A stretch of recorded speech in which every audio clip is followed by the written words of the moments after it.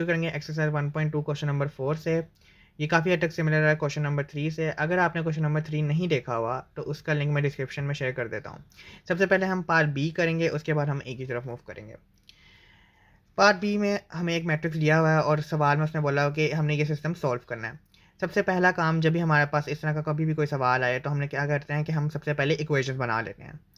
हम अगर पहली रो को देखें तो वो है 100-7 8। तो हम क्या करेंगे, एक एक वैल्यू को एक वेरिएबल असाइन कर देंगे, कोई अल्फ़ाबेट असाइन कर देंगे। मैंने यहाँ पे 1 को x1 कह दिया है, 0 को x2 कह दिया है, इस 0 को x3 कह दिया और -7 को क्या कह दिया, x4 कह दिया। इक्वल, और ये जो लास्ट कॉलम है ना, इसके साथ यहाँ पे जो भी वैल्यू होगी वो इक्वल टू की उस साइड पे आ जाएगी। अब यहाँ पे देखें, 1 की जगह x1, 0 को स्किप कर देंगे चूँकि उनकी वैल्यू लिखना ज़रूरी नहीं होता। फिर -7 x4 equal to 8। Similarly second row के लिए भी 0 स्किप हो जाएगा, 1 की जगह क्या आ जाएगा, x2 plus 3x4 equal to 2। इस रो के लिए भी ऐसे ही x3 plus x4 equal to -5। इसके बाद हम क्या करेंगे, इनको रीअरेंज कर लेंगे। रीअरेंज से मतलब कि हम x1, x2 और x3 जो भी पहले पहले हमारे पास वेरिएबल है ना, उनको ऐसे ही रहने देंगे और जो भी हमारे पास बाकी वैल्यूज़ है हम उसको इक्वल टू के उस साइड पे ले जाएंगे। तो ये -7 x4 उधर जाके क्या हो जाएगा, +7 x4। ये +3 x4 उधर जाके क्या हो जाएगा, -3 x4। और ये जो x4 है प्लस का, ये उधर जाके क्या हो जाएगा, -x4। तो x1, x2 और x3 हमारे पास क्या हो जाएंगे, अकेले हो जाएंगे। इनको हम इक्वेशन 1, इक्वेशन 2 और इक्वेशन 3 कह देते हैं। अब मूव करते हैं स्टेप 2 की तरफ। स्टेप 2 में हमने पिवट कॉलम चेक करना है। अब पिवट कॉलम क्या होते हैं, हम यहाँ से देखते हैं। लीडिंग एलिमेंट और नंबर मस्ट बी 1, कि हमारे पास जो भी नॉन ज़ीरो लीडिंग एलिमेंट होगा वो हमेशा पहला लीडिंग एलिमेंट हमारे पास 1 होना चाहिए। फॉर एग्जांपल अगर हम यहाँ पे देखें तो हमारे पास ये जो पहली वैल्यू ये क्या है, 1 है। तो ये कंडीशन सेटिस्फाई करिए पिवट कॉलम के लिए।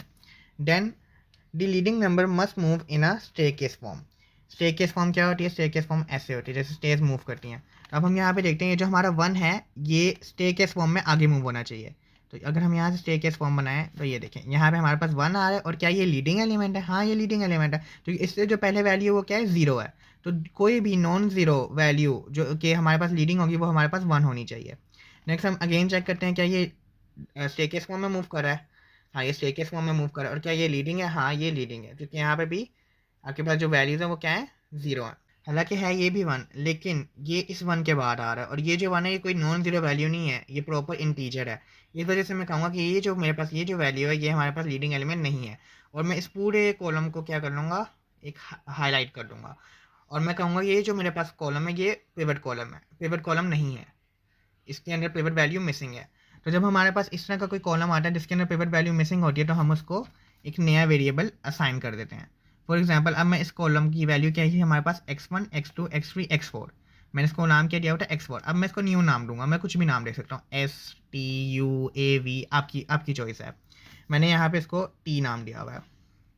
नेक्स्ट एक और चीज़ है, वो इतनी इंपॉर्टेंट नहीं है, कि there should be zeros below leading elements, कि जो भी आपके पास लीडिंग एलिमेंट्स आएंगे ना, फॉर एग्जांपल ये 1 है तो इसके नीचे जो भी वैल्यूज होंगी वो 0 होगी। अब ये 1 है, इसके नीचे जो वैल्यू होगी 0 होगी।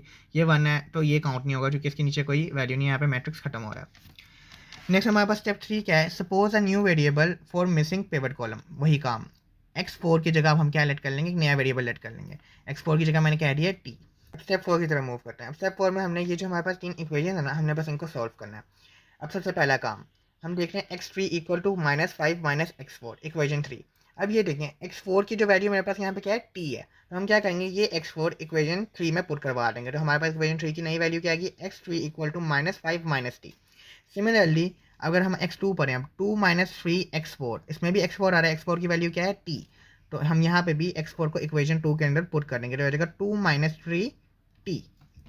फिर हम इक्वेशन 1 पढ़ते हैं तो वो है x1 equal to 8 minus 7 x4। यहाँ पे भी x4 आ रहा है तो हम क्या करेंगे, यहाँ पे भी t पुट करवा देंगे, x1 equal to 8 minus 7t। And that's it, बस आपके पास यहाँ पे x1, x2 और x3 की वैल्यूज आ जाएंगी। अब हम मूव करते हैं पार्ट ए की तरफ। पार्ट ए में भी हमें मैट्रिक्स दिया हुआ है। सबसे पहला काम हम क्या करते हैं, हम इक्वेशन बना लेते हैं। तो इसको मैं कह दूंगा x1, x2, x3, और ये जो हमारे पास कॉलम की आखिरी वाली साइड होती है इक्वल टू के उस साइड आ जाती है। तो x1 0 0 स्किप हो जाएंगे, इक्वल टू -3, 0 स्किप हो जाएगा, x2 इक्वल टू 0 और x3 इक्वल टू 7। तो अब ये देखें हमारे पास डायरेक्टली x1, x2 और x3 की वैल्यूज़ आ गई हैं। तो बस यही इसका आंसर होगा। अब हम मूव करते हैं पार्ट सी की तरफ। पार्ट सी में भी हमें एक मैट्रिक्स दिया हुआ है। सबसे पहला काम हम क्या करेंगे, हम इक्वेशन बना लेंगे। इसको मैं कह दूंगा x1, x2, x3, x4, x5, और लास्ट साइड जो भी होती है हमारे पास कॉलम की वो इक्वल टू के उस साइड पे आ जाती है। तो x1 माइनस 6x2 0 0 स्किप हो जाएगा प्लस 3x5 इक्वल टू -2। यहाँ पे भी 0 0 स्किप हो जाएगा, x3 प्लस 0 स्किप हो गया x4 sorry x5 equal to 7। And again third row के लिए भी 0 0 0 स्किप हो जाएगा, x4 plus 5x5 equal to 8। अब हम इन वैल्यूज़ को रीअरेंज कर लेंगे, x1 x3 और x4 को अकेला कर लेंगे और जो भी इनके साथ वैल्यूज़ है उनके साइंस उधर जाके क्या हो जाएंगे, ऑपोजिट हो जाएंगे। फॉर एग्जांपल यहाँ पे -6x2 प्लस 3x5 है, ये -6x2 उधर जाके प्लस का हो जाएगा और ये प्लस 3x5 उधर जाके माइनस का हो जाएगा। सिमिलरली इन दोनों रोज के लिए भी ऐसे ही होगा।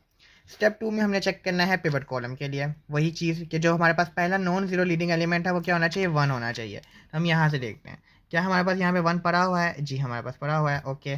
देन हमारे पास the leading element should be in a staircase form. Staircase form कैसे जाती है, ऐसे जाती है। अब हम यहाँ से देखते हैं कि क्या ये स्टेकेस फॉर्म फॉलो कर रहा है। यहाँ पे 1 होना चाहिए था लेकिन यहाँ पे 1 नहीं है, इसका मतलब क्या हुआ कि ये हमारे पास एक मिसिंग पिवट कॉलम है। तो हम कहेंगे x2 के अंदर पिवट कॉलम मिसिंग है। क्योंकि यहाँ पे हमें 1 नहीं मिला तो हम अगेन यहाँ पे स्ट्रेट लाइन में जाएंगे, स्टेकेस फॉर्म में नहीं जाएंगे। देन अगर हम यहाँ पे देखें तो हमारे पास 1 पड़ा हुआ है, तो ये भी हमारे पास पिवट कॉलम होगा। और क्या ये लीडिंग एलिमेंट 1 है, हाँ ये लीडिंग एलिमेंट 1 है, चूँकि इसके पीछे वाली दोनों वैल्यूज़ क्या हैं, 0 हैं। तो नॉन जीरो एलिमेंट्स के बाद ये पहला एलिमेंट आ रहा है जो कि 1 है और लीडिंग है। नेक्स्ट हम स्टेकेस फॉर्म में जाएंगे, यहाँ पे भी हमारे पास 1 है और क्या ये लीडिंग एलिमेंट है, हाँ ये लीडिंग एलिमेंट है चूँकि ये जीरोस के बाद पहला 1 आ रहा है। नेक्स्ट हम अगेन स्टेकेस फॉर्म में जाएंगे, यहाँ पे 1 होना चाहिए था लेकिन यहाँ पे 1 नहीं है। तो इसका मतलब क्या हुआ कि जो हमारा x5 है उसके अंदर भी हमारे पास पिवट कॉलम क्या है, मिसिंग है। अब हमने सिंपली यहाँ पे क्या करना है, जहाँ पे भी हमारे पास पिवट कॉलम मिसिंग है वहाँ पे हम नया वेरिएबल लेट कर लेंगे। फॉर एग्जांपल अब यहाँ पे हमारे पास x2 की जगह क्या आ जाएगा, कोई भी नया variable s t u v जो भी आपकी चॉइस हो, और x5 की जगह भी सिमिलरली ऐसे ही होगा। स्टेप 3 की तरफ मूव करते हैं। स्टेप 3 यही है कि हमने जो भी हमारे पास पिवट कॉलम्स है ना वहाँ पे हमने न्यू वेरिएबल लेट कर लेना है। मैंने x2 की जगह क्या लेट कर लिया, t, और x5 की जगह क्या लेट कर लिया, s। अब हम अगर इक्वेशंस को देखें तो हमारे पास इक्वेशंस में x4 को अगर देखें तो x4 equal to 8 minus 5x5। अब हमें पता है x5 की वैल्यू क्या है, हमारे पास s वैल्यू है और ये कौन सी इक्वेशन 3 है। तो हम क्या करेंगे कि x5 को इक्वेशन 3 के अंदर पुट करवा देंगे तो x4 equal to 8 minus 5s हो जाएगा। सिमिलरली अगर हम इक्वेशन 2 को देखें तो x3 equal to 7 minus 4x5, again यहाँ पे क्या है, x5 है, तो x5 की वैल्यू क्या है, हमारे पास s है। तो जब हम x5 को इक्वेशन 2 के अंदर पुट करवाएंगे तो उसकी वैल्यू भी क्या हो जाएगी, s हो जाएगी। ऐसे ही अगर हम इक्वेशन 1 को देखें तो -2 plus 6x2 minus 3x5, x2 की वैल्यू हमारे पास t है, x5 की वैल्यू s है। इन दोनों को जब हम इक्वेशन 1 के अंदर पुट करवाएंगे तो ये हो जाएगा -2 plus 6t minus 3s। Move करते हैं पार्ट डी की तरफ। पार्ट डी में हमने सबसे पहला काम क्या करना है, मैट्रिक्स दिया हुआ है, इक्वेशन बना लेंगे। x1 x2 x3, x1 minus 3x2 equal to 0, x3 equal to 0। और अगर हम यहाँ पे देखें 0 इज इक्वल टू 1, क्या 0 1 के इक्वल होता है, नहीं, 0 तो सिर्फ 0 के इक्वल होता है। तो हम कहेंगे ये बात जो है ये ट्रू नहीं है, तो हम सिंपली यहाँ पे लिख देंगे द सिस्टम इज इनकंसिस्टेंट।